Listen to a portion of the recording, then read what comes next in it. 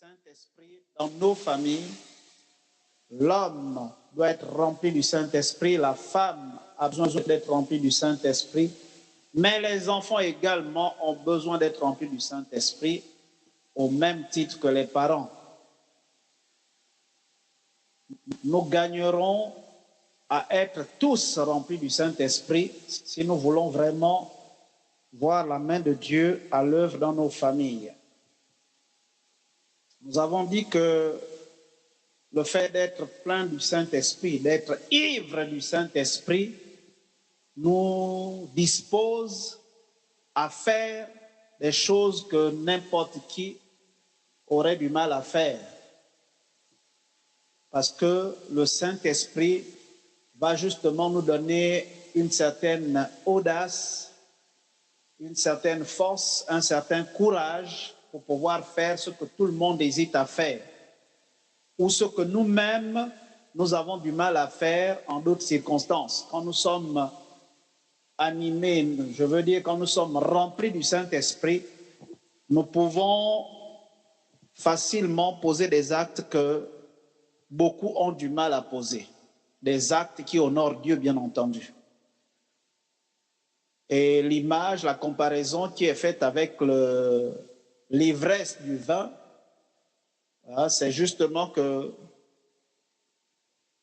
celui qui est ivre de vin se sent poussé à faire des choses qu'il ne fait pas habituellement ou qu'il ne serait même pas capable de faire de façon normale.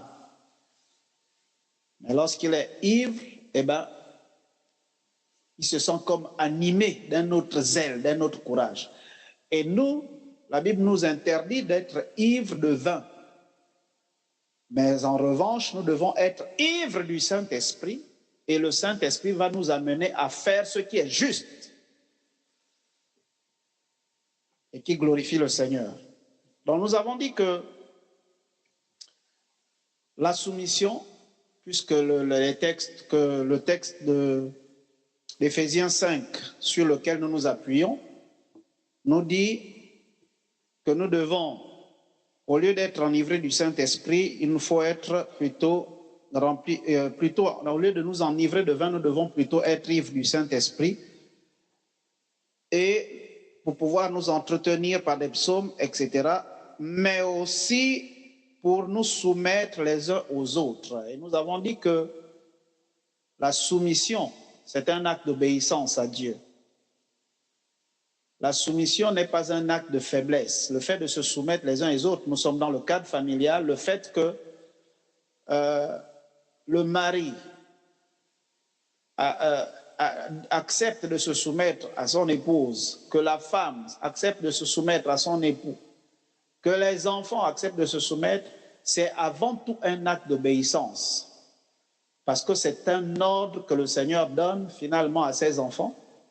Il est important de se soumettre les uns aux autres. Et Paul a dit qu'il ne faut pas considérer nos intérêts égoïstes, nos propres intérêts, il faut considérer également les intérêts des autres. Donc, celui qui est rempli du Saint-Esprit facilement peut regarder aux intérêts de son épouse, de son époux, de ses enfants, de ses parents. Le fait d'être rempli du Saint-Esprit nous permet facilement de nous oublier, de renoncer à nous-mêmes, de considérer ce qui est bien également pour les autres. En fait, il nous délivre de cette forme d'égoïsme qui amène les uns et les autres à mépriser leur conjoint ou les enfants ou les autres membres de la famille. Il est important, bien aimé, que nous soyons remplis du Saint-Esprit. Alors, nous avons dit et nous avons parlé de l'homme et la femme des dernières juste pour rappeler que l'homme qui est rempli du Saint-Esprit a cette capacité à s'humilier, à reconnaître ses erreurs, à reconnaître ses fautes et à demander pardon. Demander pardon n'est pas une formalité. Ça ne doit pas être une formalité. Demander pardon doit découler d'une véritable reconnaissance et d'un véritable regret. Donc, reconnaissance de son erreur, reconnaissance de sa maladresse, de sa faute, et un regret amer, un profond regret. Et alors, lorsqu'on a reconnu et qu'on a vraiment regretté, on peut demander pardon. Et ce pardon-là est considéré comme sincère.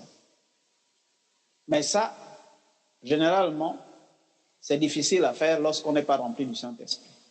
C'est très difficile. Parce que l'ego a tendance à prendre le dessus. La chair a tendance à prendre le dessus. Et l'héritage que nous avons reçu, l'héritage culturel que nous avons reçu, souvent nous impose de ne pas nous abaisser. Là je m'adresse aux hommes. Nous impose de ne pas accepter de nous abaisser. Tu es quand même l'homme, c'est toi l'homme de la maison, c'est toi le chef de la famille. Comment tu peux t'abaisser à ce niveau? Or, nous avons vu que le Seigneur lui-même a montré l'exemple. Il a accepté de s'abaisser jusqu'à nous. Et nous avons précisé que l'objectif, en fait, poursuivi, c'est que celui qui est élevé, celui que le Seigneur établit, celui que le Seigneur met en haut, à qui il donne l'autorité, il doit apprendre à descendre, à pouvoir faire monter les autres. C'est ce que Jésus lui-même a fait. Il a accepté de descendre jusqu'à nous pour que nous puissions nous élever.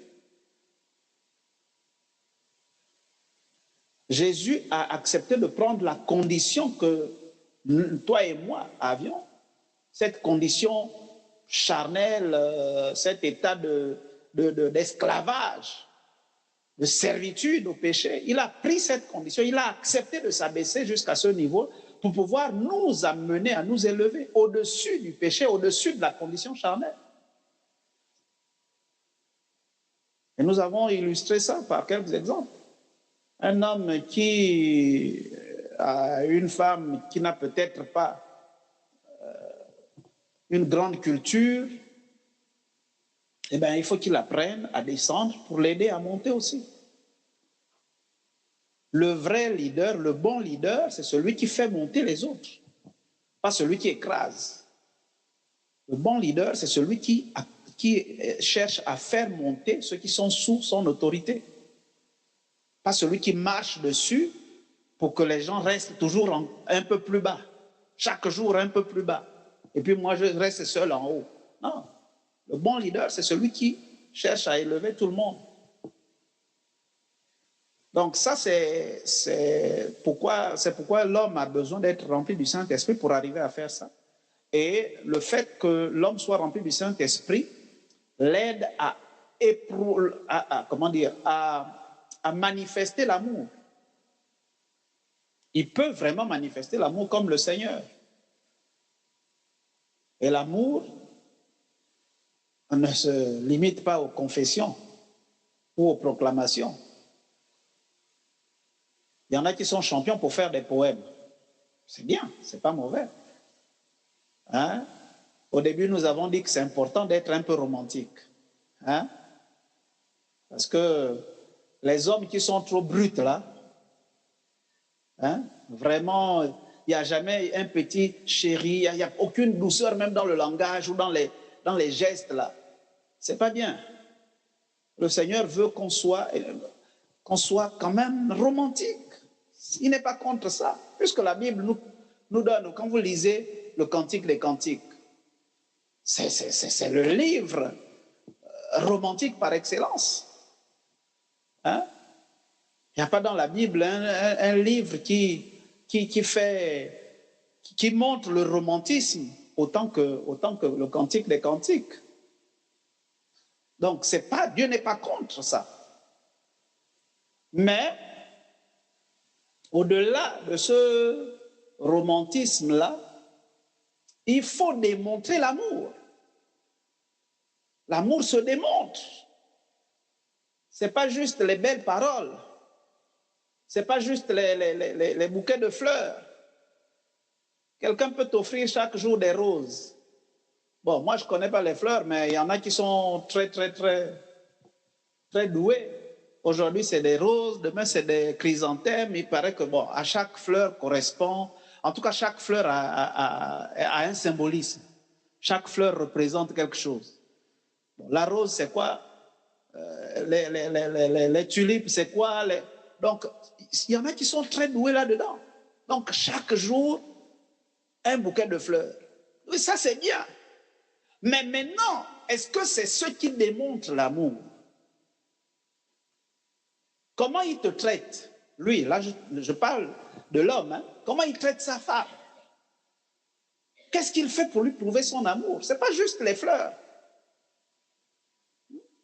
Ce n'est pas juste les poèmes qu'il va écrire à longueur de journée. Non. Ça se démontre. Et Jésus l'a fait, puisque c'est l'image que la Bible prend.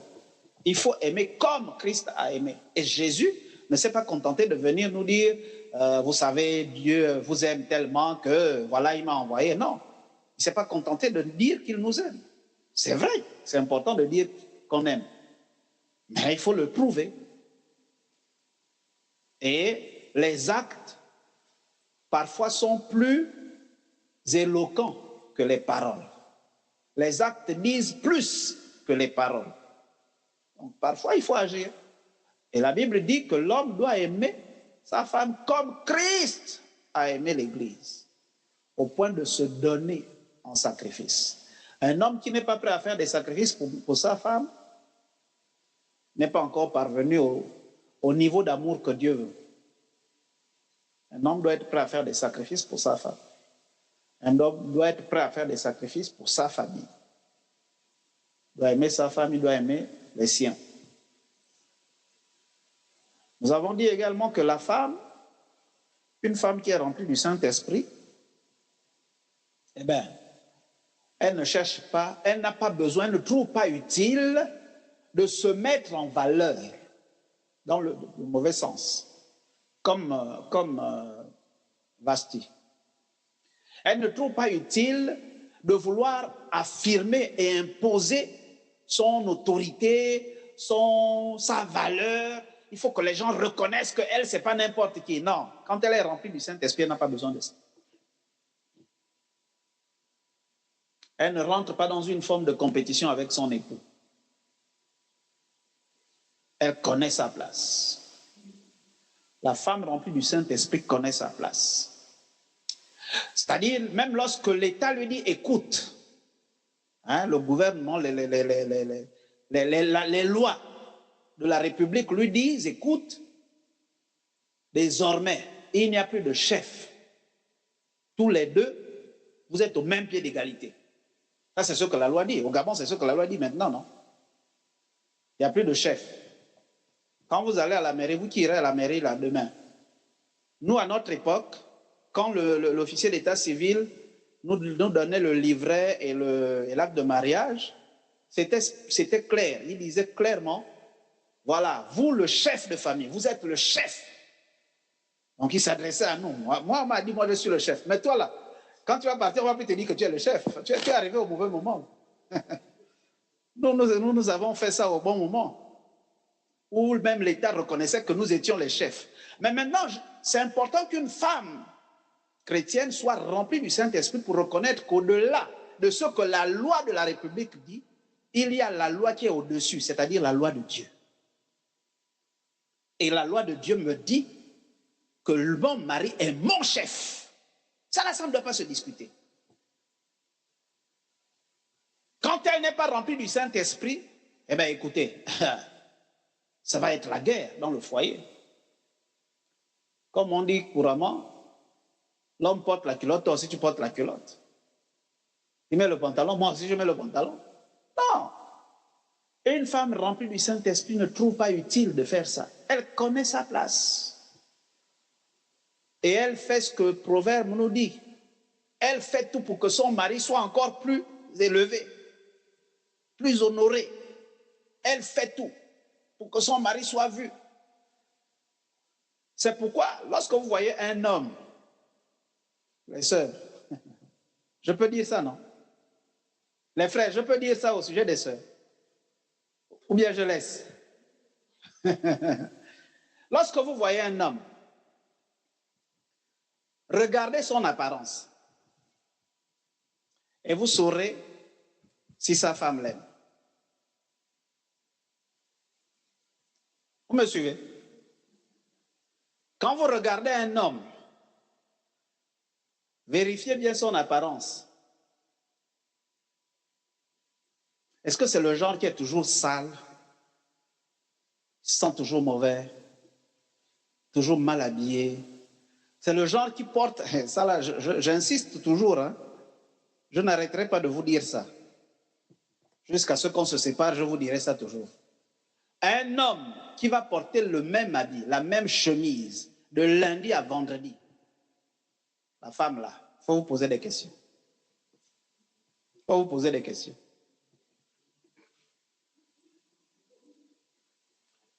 Ça, c'est le genre de femme qui estime que, de toute façon, elle n'est pas venue au foyer pour être ménagère.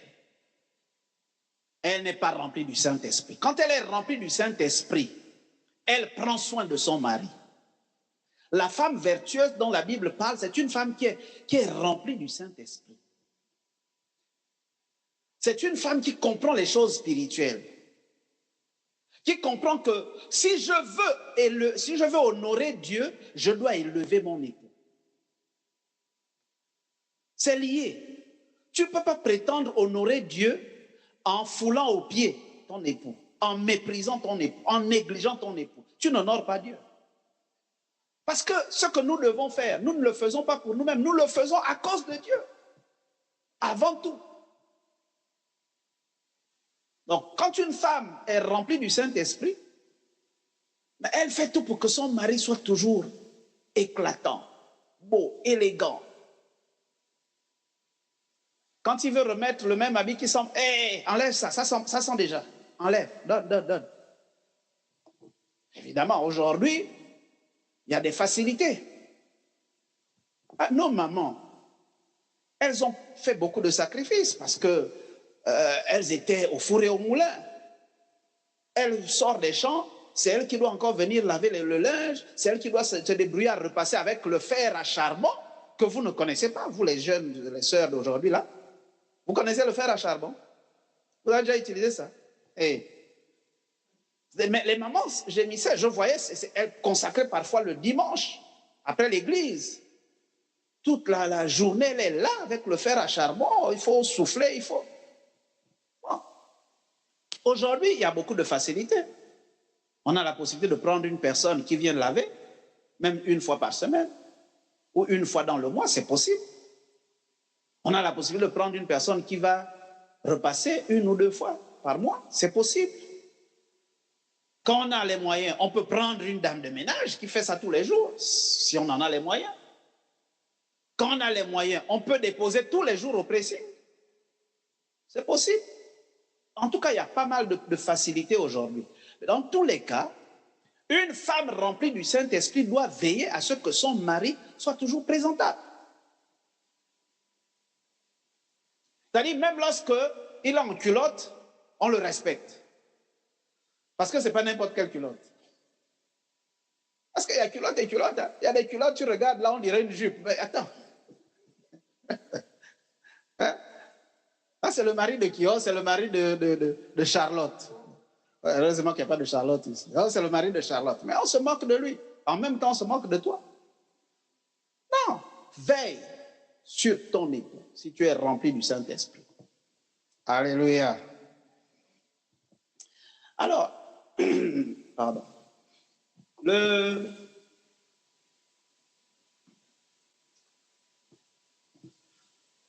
Le Saint-Esprit, nous avons dit, c'est important aussi que les enfants soient remplis.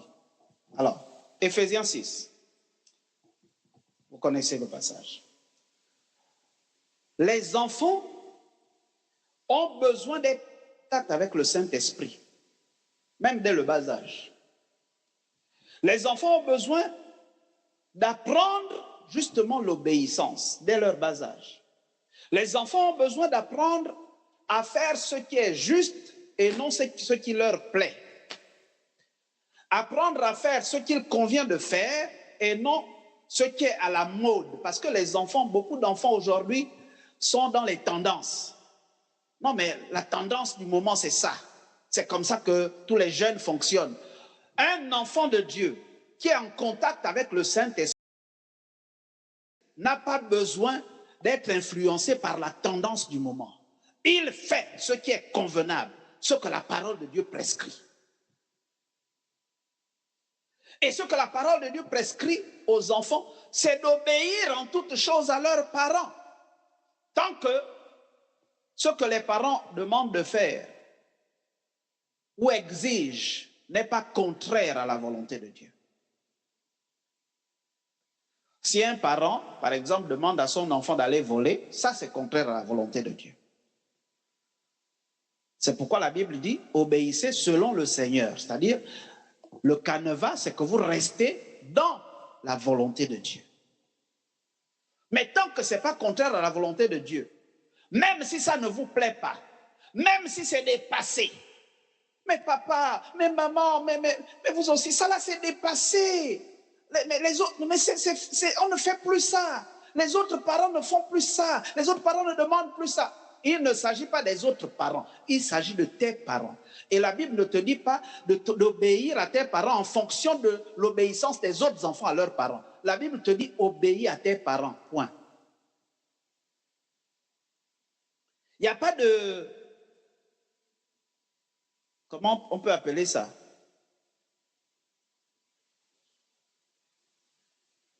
Il n'y a pas quelque chose qui vient comme atténuer, comme qui vient diluer en fait le message. Hein? On estime que non, le message là est trop cru, trop dur, il faut un peu diluer, il faut un peu arrondir. Non. Dieu dit, obéis à tes parents, point. Tant que c'est conforme à la volonté de Dieu. Obéis, point. Donc, on n'a pas besoin de se comparer aux autres enfants ou aux enfants des autres parents. On n'a pas besoin de regarder aux parents des autres enfants. Non, non, non. Eux, ils fonctionnent à leur manière. Toi, accepte de fonctionner à la manière de chez vous. Notre seule référence à tous, c'est Dieu. C'est la parole de Dieu. Celui-là estime que, bon, les enfants doivent avoir 50 000 d'argent de poche chaque semaine, c'est bien. Ne viens pas imposer ça à tes parents. Certains parents estiment que, bon, l'enfant n'a pas le droit de balayer la maison, n'a pas le droit de laver les assiettes, de faire les tâches ménagères. Ça là, c'est réservé à. Ok, ça ce sont eux, ça ce sont les autres parents.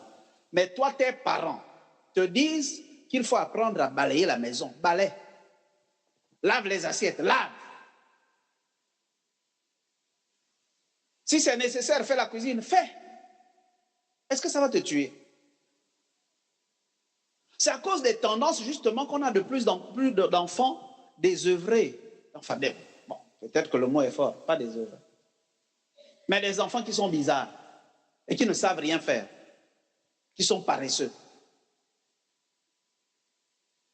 Parce que la tendance, c'est que, bon, vous savez, il y avait une tendance, les garçons ne doivent pas laver les assiettes, ne doivent pas laver le linge, les garçons ne doivent pas faire ci, le garçon ne doit pas faire ça.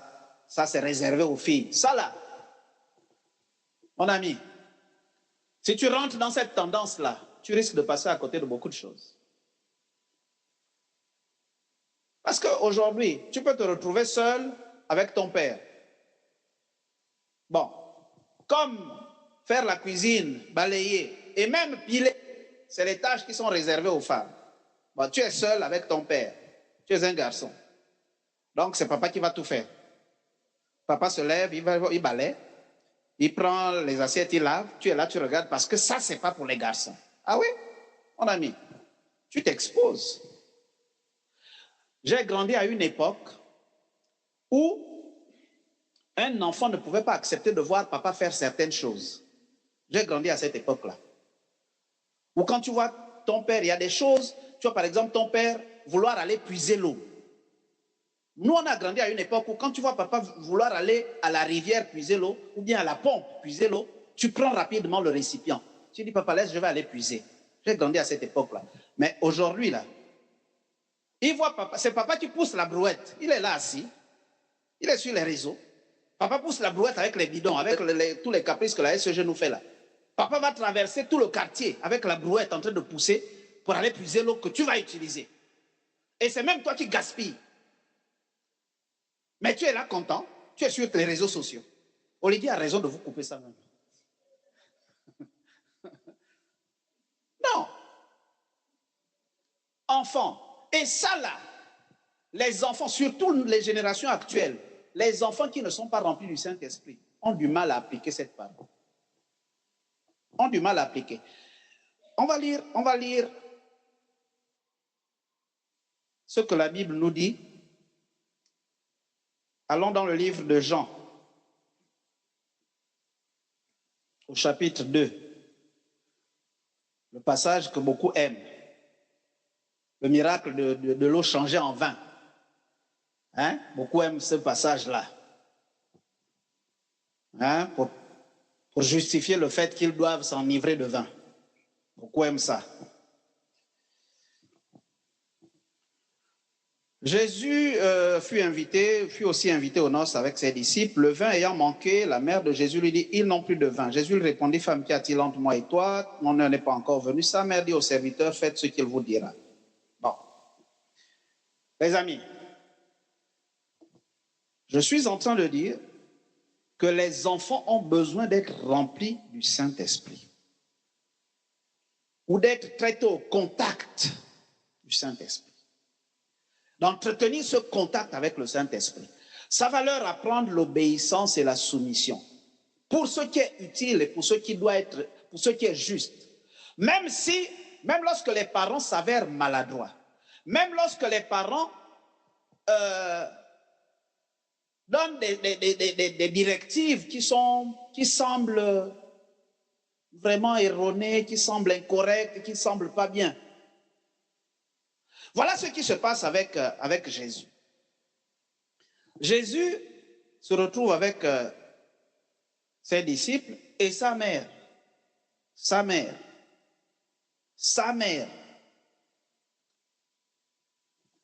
La mère de Jésus lui dit, et ils n'ont plus de vin. Bon, c'est déjà elle qui vient faire l'annonce. Est-ce que c'est toi l'organisatrice de la fête? Non. Il y a des moments comme ça, comme on dit chez nous, qui ont le boulot à l'eau. Voilà une maman qui a le boulot à l'eau. Ce n'est pas elle qui organise la fête. Bon, qui l'a mandaté? Personne. En tout cas, quand je lis la Bible, je ne vois pas là où quelqu'un est venu dire à Marie, vraiment là, est-ce qu'il n'y a pas une possibilité de faire quelque chose? Là, on est coincé. Non, personne. Marie a constaté, et puis avec son boulot à l'eau, elle vient voir Jésus. Jésus, devant ses disciples. Hein. Vous savez, il y a des moments comme ça. Tu es avec tes amis. Hein? Beaucoup d'enfants là, ils sont gênés quand les parents viennent les trouver avec les amis. Grégoire, est-ce que tu as fini de faire la vaisselle? Oh, mais comment tu peux venir me parler comme ça devant mes amis? Tu me fais honte devant mes amis. Donc, Marie, dans son boulot, elle dit, Jésus, Jésus, ils n'ont plus de vin. Oh. C'est un peu maladroit. C'est même pas un peu, c'est vraiment maladroit.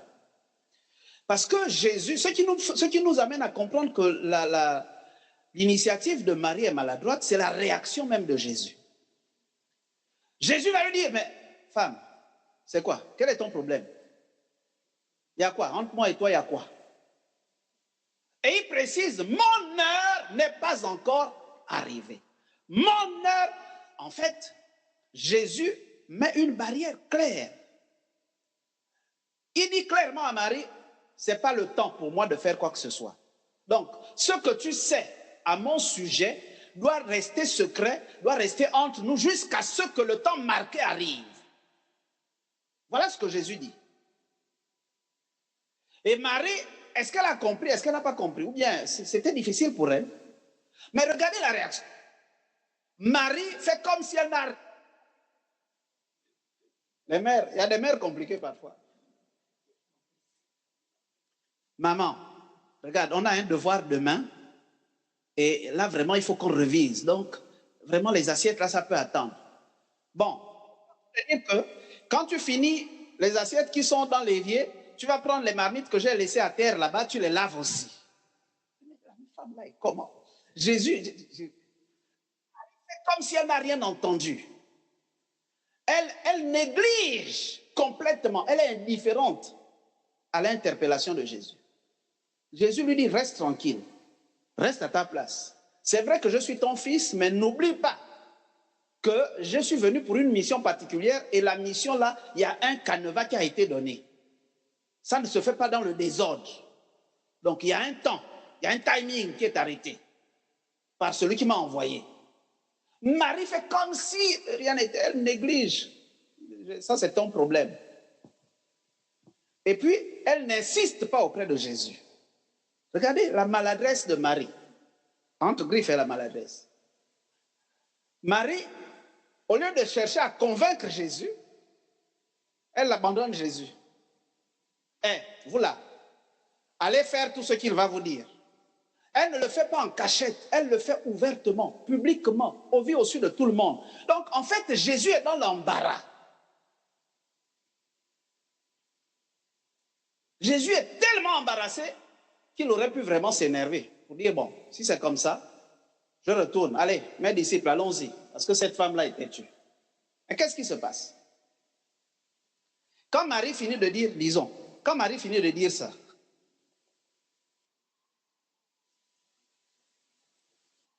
Jésus dit, femme, qu'y a-t-il entre moi et toi? Mon heure n'est pas encore venue. Bon, vous avez remarqué qu'il ne l'appelle pas maman.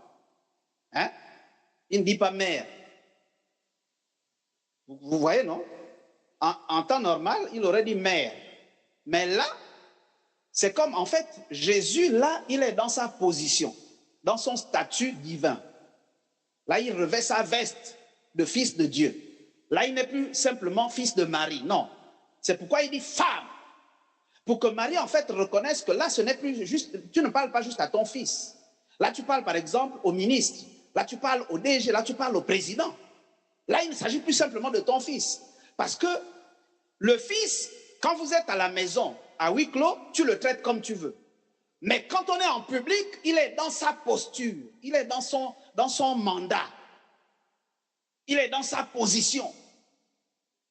C'est pourquoi, juste une parenthèse, chers parents, quand vous avez la grâce d'avoir un enfant qui est élevé en dignité, apprenez à respecter sa position, à respecter son statut quand on est en public.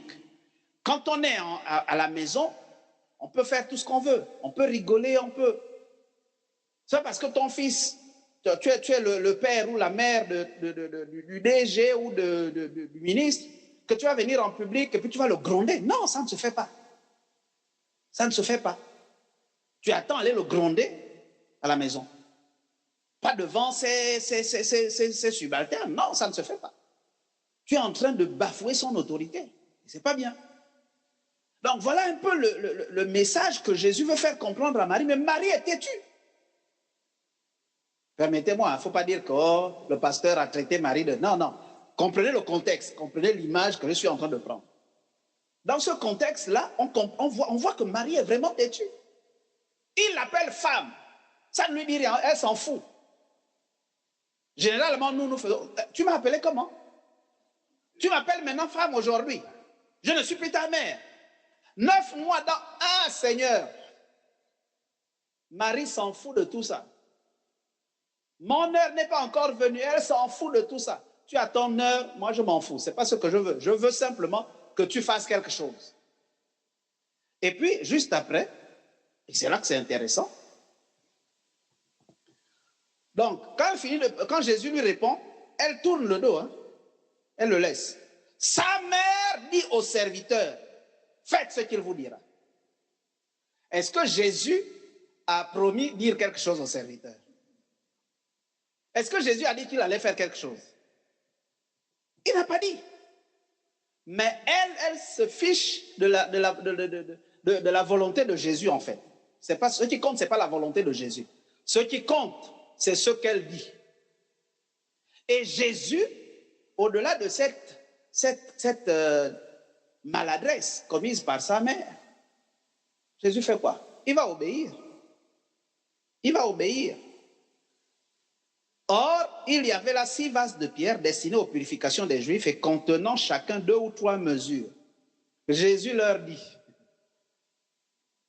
la mère a dit, faites ce qu'il vous dira. Et finalement, Jésus dit, est-ce qu'il le faisait parce que Marie avait, je ne sais pas moi, forcément raison, avait pris la bonne initiative? Non. L'initiative n'était pas bonne, n'était pas indiquée à ce moment-là. Mais Jésus a appris l'obéissance et la soumission à ses parents. Et ça, c'est l'œuvre du Saint-Esprit en nous. Les enfants qui n'ont pas de contact avec le Saint-Esprit se caractérisent toujours par la rébellion, par l'insoumission aux parents. Il y a des enfants qui ont même le courage, j'allais dire l'audace, le culot, permettez-moi l'expression, de gronder leurs parents, d'humilier leurs parents. Il y a des petits sorciers qui vont jusqu'à porter main aux parents. Ça, c'est de la sorcellerie. Oui, un enfant qui porte main à son père ou à sa mère, c'est un sorcier. Ça, c'est un sorcier. Parce qu'un enfant normal ne peut pas oser toucher à son père ou à sa mère. Il peut toucher à la mère de quelqu'un d'autre, au père de quelqu'un d'autre. Il ne devrait pas. Il ne devrait pas. Mais je dis, il peut toucher à quelqu'un d'autre. Mais son père, sa mère, s'il arrive à toucher, quelle que soit la gravité de la faute, comme il passe par le pour la mère, ça veut dire que c'est un sorcier. C'est de la sorcellerie pure et simple. Les sorciers, ce n'est pas seulement ceux qui planent la nuit.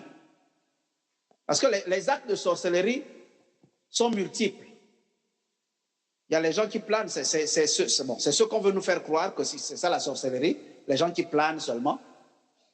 Mais il y en a qui peuvent planer et qui sont moins dangereux que ceux qui ne planent pas la nuit. Vous comprenez ça? Il y en a qui peuvent planer, mais ils ne font pas autant de dégâts que ceux qui ne planent pas, ceux qui prétendent qu'ils ne planent pas. Un enfant qui gifle sa mère, même s'il ne plane pas, c'est un vrai sorcier. Un enfant qui insulte son père, ouvertement, devant tout le monde, il insulte copieusement. Comme on dit jusqu'au-dessous de la ceinture, c'est un sorcier. Ça, c'est de la sorcellerie pure et simple. Et Jésus nous montre comment nous, enfants, devrions nous comporter. Nous avons donc intérêt à rechercher la plénitude de l'esprit pour apprendre ça. C'est une leçon que le Seigneur nous donne en tant qu'enfants.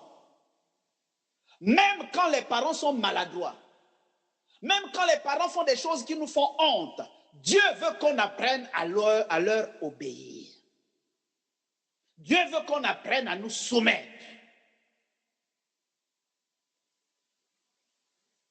Et ce n'est pas une affaire de parents sages, parents bons, parents riches, parents généreux, parents, point.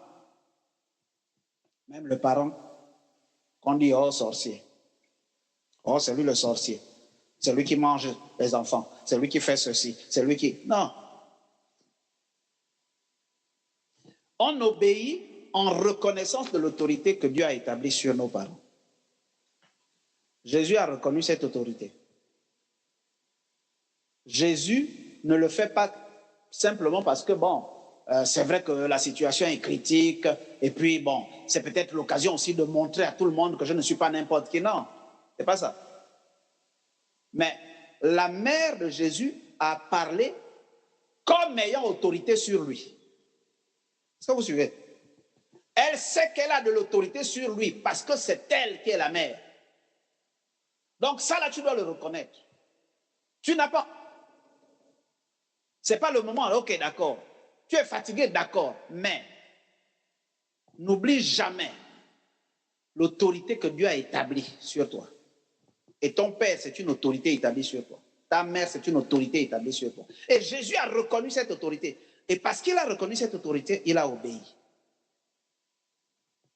Il aurait pu ne pas obéir. Mais il a reconnu l'autorité. Combien d'enfants encore aujourd'hui reconnaissent? Combien peuvent encore reconnaître l'autorité de leurs parents? Parce que autant on a des Vashti, Mais autant on a des enfants rebelles, des enfants arrogants, des enfants qui méprisent leurs parents. Quand l'enfant parle à son père ou à sa mère, c'est comme si... C'est-à-dire que même les enfants des autres ont plus de respect pour ton père que toi-même. C'est une honte.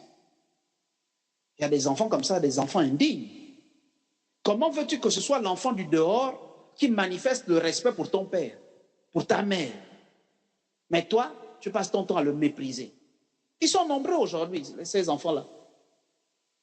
Quand la mère parle, ah, pas là-bas, tu te racontes quoi là? Ah, laisse-moi. Mais quand le même parent, la même mère, s'adresse à l'enfant du voisin, hé, hey, toi là, pourquoi tu as fait ça? Ah, maman, vraiment, excuse-moi, maman. Quelle différence, mais c'est une honte. Et vous savez qu'avec le phénomène des petits voyous, des braqueurs et autres, des bangandos dans les quartiers, c'est parfois nos enfants qui vendent la mèche ou qui livrent leurs propres parents. Ce sont les enfants de la maison. Tu sors là, les enfants vont te bousculer, vont te braquer et tout. Pourquoi? Parce que les enfants de ta propre maison sont allés te livrer là-bas, sont allés te vendre. De plus en plus, les jeunes ont du mal à reconnaître l'autorité de leurs parents. C'est une malédiction.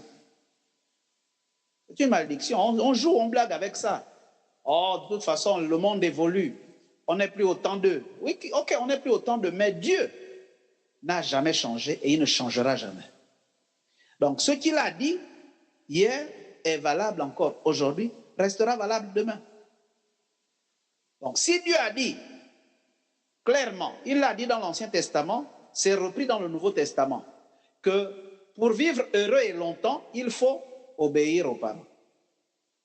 Il faut les honorer. Ça ne changera jamais. Peu importe l'époque dans laquelle on vit. Les siècles peuvent passer. Les générations vont passer, mais cette parole-là, elle va demeurer immuable. Si tu veux vivre heureux et longtemps, apprends à honorer tes parents. Je suis très gêné lorsque je vois les enfants, beaucoup d'enfants aujourd'hui parler à leurs parents. Avec tout le mépris. Ils sont impolis. Comment tu peux parler à ta mère comme si c'était ta copine? Comment tu peux parler à ton père comme si c'était ton dragueur? Le père reste le père. Va jouer avec les dragueurs dehors, mais ton père reste ton père, même s'il est soulard. Même si c'est un soulard, apprends à honorer et reconnaître l'autorité que Dieu a établie sur sa vie. Et c'est pourquoi nous avons intérêt vraiment à rechercher le Saint-Esprit. Parce que c'est le Saint-Esprit qui peut nous modeler, qui peut nous aider à vivre ça. N'oublions pas ce que nous avons vu, ce que nous avons dit la dernière fois. Plus on est rempli du Saint-Esprit, plus vite et plus facilement on manifeste le fruit de l'Esprit. Le fruit de l'Esprit est lié au Saint-Esprit. Ce n'est pas notre fruit à nous, c'est le fruit de l'Esprit. Et c'est le Saint-Esprit qui peut le manifester à travers nous. Donc plus on cherche à être rempli du Saint-Esprit, plus le fruit de l'Esprit va se manifester. Tout ce qu'on cite, la paix, l'amour, la bienveillance, la tempérance, etc. Plus on est rempli du Saint-Esprit, plus facilement on manifeste ça. Mais quand on est rempli d'autres choses, eh ben, c'est plutôt les œuvres de la chair qui vont se manifester. Donc un enfant qui déshonore est exposé à la malédiction. Sans que le père ou la mère ait besoin d'ouvrir la bouche pour proclamer de mauvaises paroles. Lui-même s'expose déjà à la malédiction. Et c'est important qu'on enseigne ça continuellement aux jeunes aujourd'hui. Il faut qu'on enseigne davantage ça aux jeunes. Oh, mais c'est toujours la même chose. Oui, jusqu'à ce qu'on quitte la terre, là, il faut toujours qu'on redise ça. Nous tous, on a été jeunes, on a fait des erreurs. On a été au contact de la parole de Dieu. Et la parole de Dieu nous éclaire, nous donne de l'intelligence. On ne peut pas se permettre de continuer dans les mêmes erreurs. Et on ne peut pas encourager les jeunes aujourd'hui à faire les mêmes erreurs.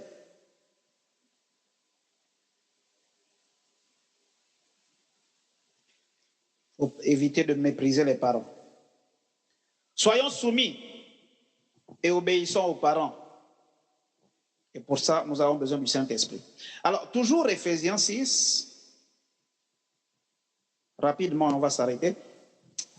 La Bible dit également que les parents ne doivent pas prendre plaisir à irriter les enfants.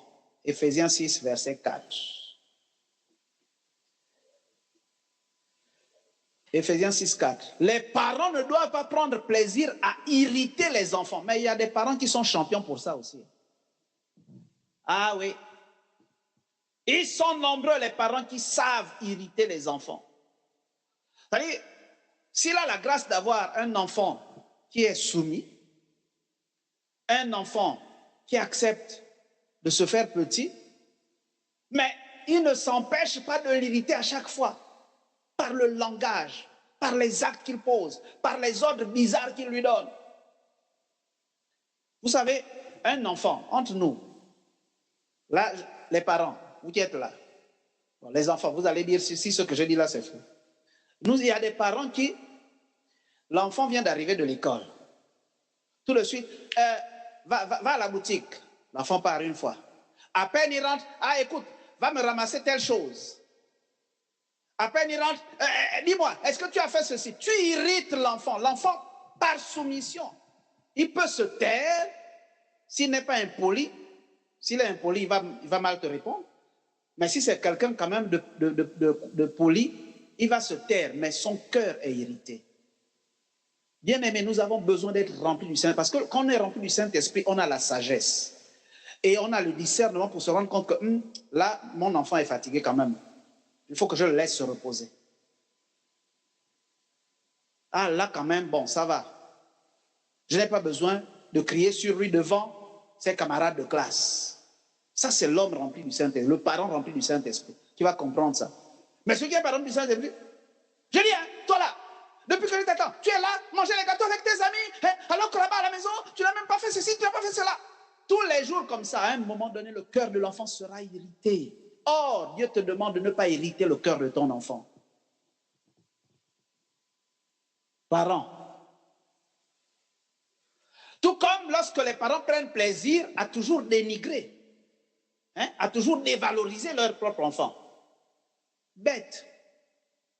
Hein, tu es bête. Tu ne vaux rien. Tu es nul. Pas moi celui-là. Vraiment, je ne sais même pas. Je ne sais pas ce que je vais faire de toi. Tu ne réfléchis même pas. Tu es idiot. Tout le temps, les mêmes paroles, mon ami. Tu es en train d'irriter le cœur de l'enfant. La Bible te dit, n'irrite pas l'enfant. Mais il y a des parents qui sont doués,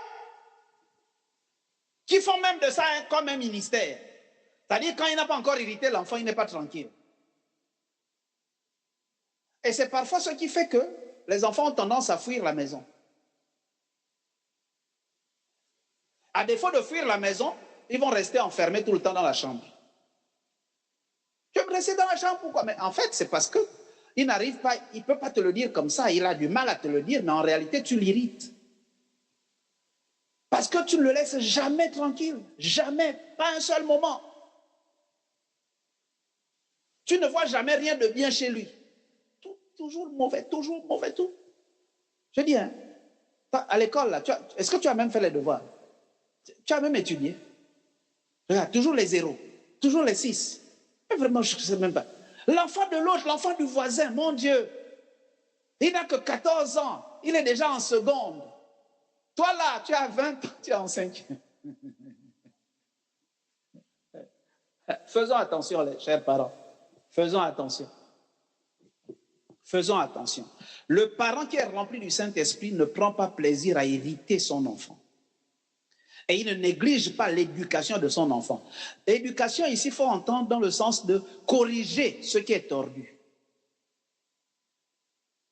Éduquer, ce n'est pas juste donner à manger, envoyer à l'école. Non, tu te rends compte que là, il y a quelque chose qui ne va pas.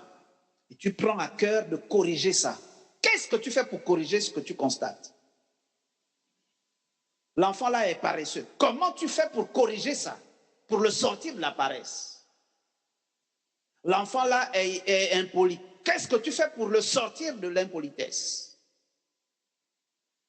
L'enfant là aime mentir. Qu'est-ce que tu fais pour le sortir du mensonge? C'est ça l'éducation. Et un parent rempli du Saint-Esprit aura toujours à cœur d'éduquer correctement. La Bible dit que nous devons... Qu'est-ce que le Proverbe nous dit? Enseigne l'enfant la voie et comment? Il ne s'en détournera pas. Mais souvent, nous parents, nous les livrons, en tout cas. Il n'a qu'à faire comme il veut. Je m'en fous.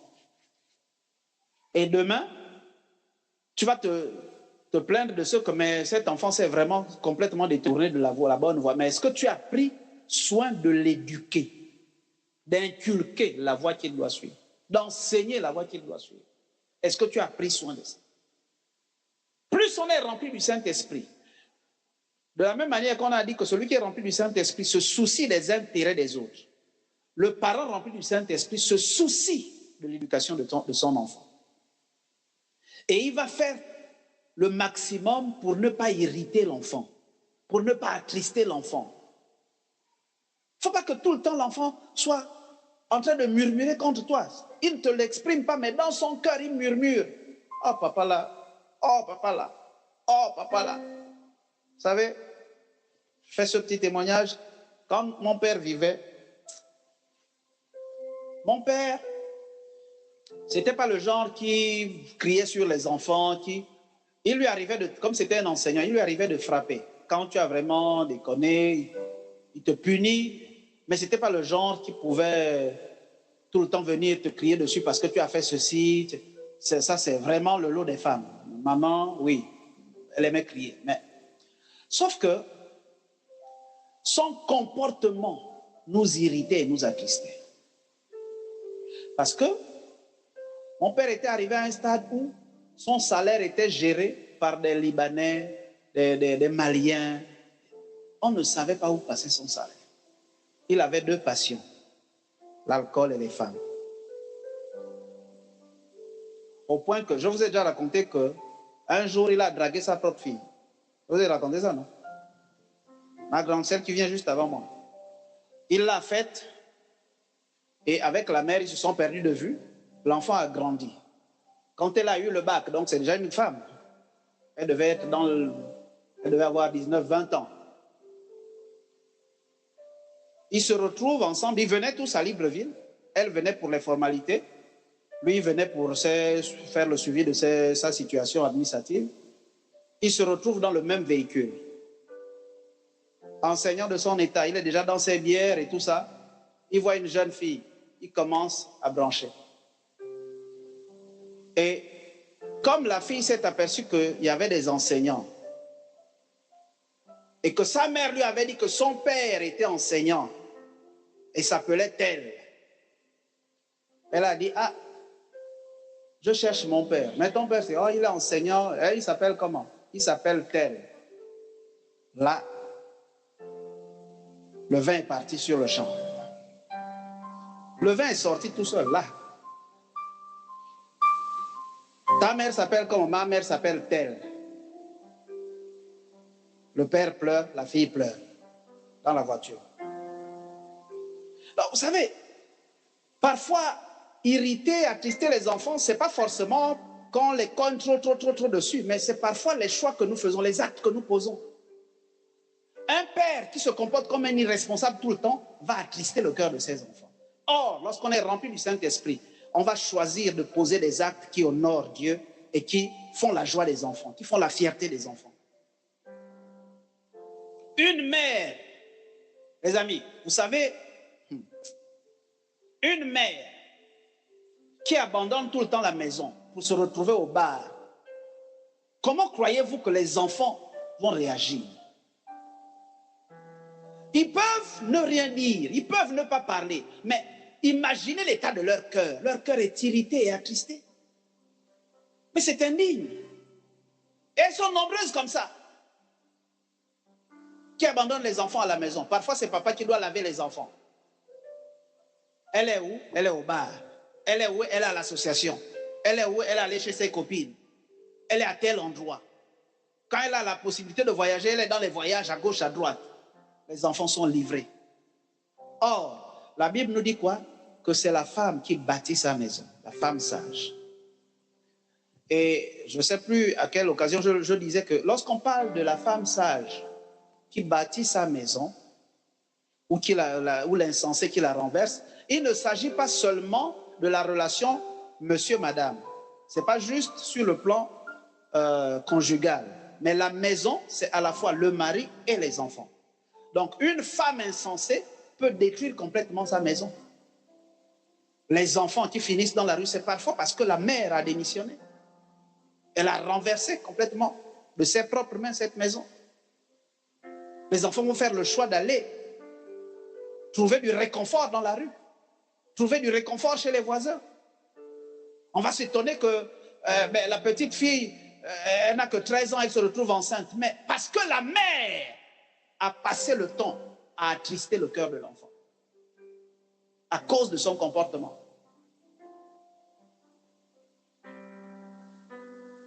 Les femmes, même si le mari est soulard, ne devient pas soulard à cause du mari. Ça ne t'honore pas. Dans la maison de Dieu, on ne devrait jamais trouver de soulard.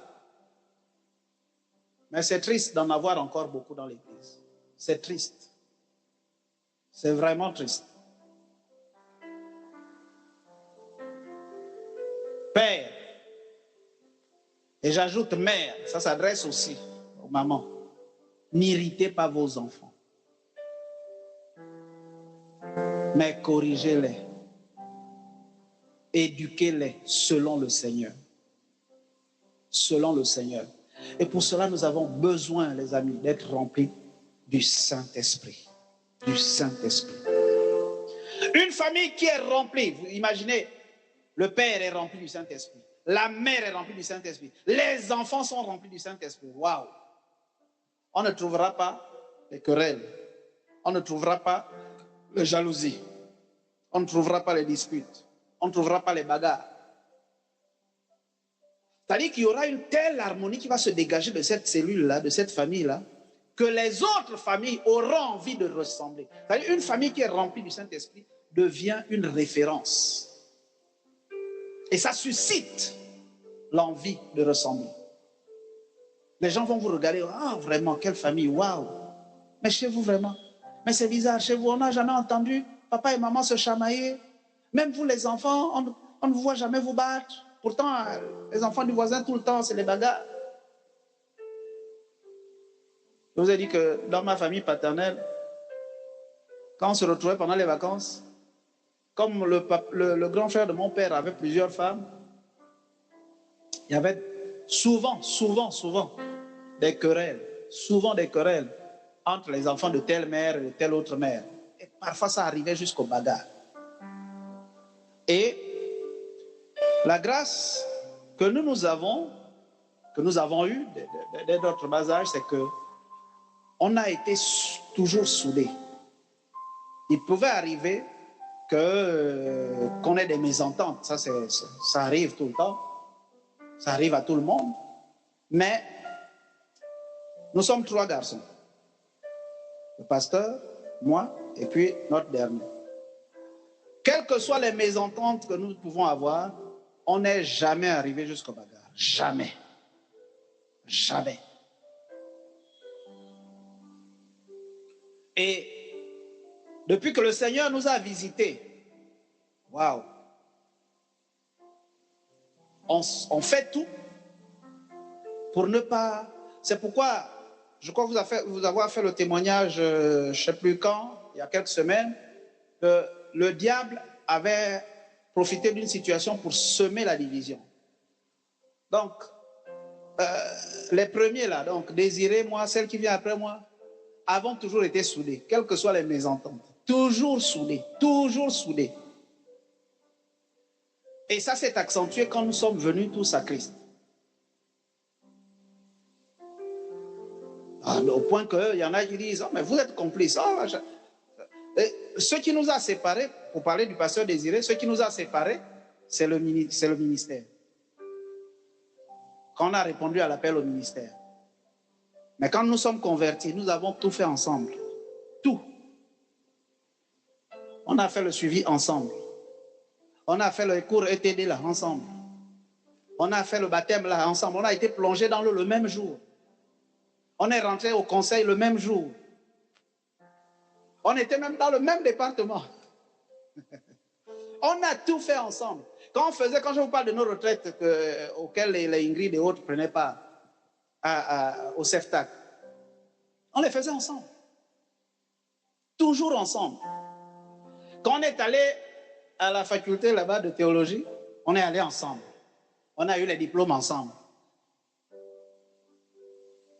Comprenez? Et on a été consacrés ensemble. L'ordination là, on est devenu révérend le même jour. Bon, lui, comme il est dans la zone estuaire sud, ils ont fait pour eux au sud, nous on a fait pour nous au nord, mais ensemble. Les amis, cherchons à être ivres du Saint-Esprit, à être pleins du Saint-Esprit. Plus nous cherchons à être remplis du Saint-Esprit, plus nos familles vont donner envie aux autres de nous ressembler.